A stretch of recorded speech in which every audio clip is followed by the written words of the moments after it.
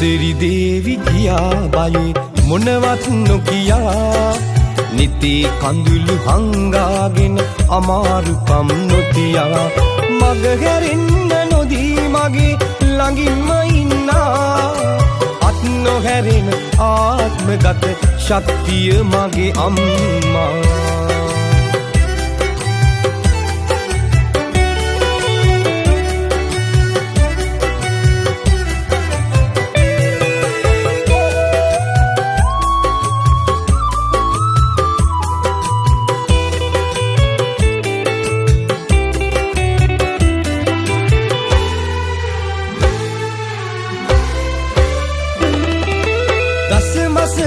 වඩා කුසේ දරා ඉන්න පතනා එන දුක් කරදර සේරම රහ කර කර විඳිනා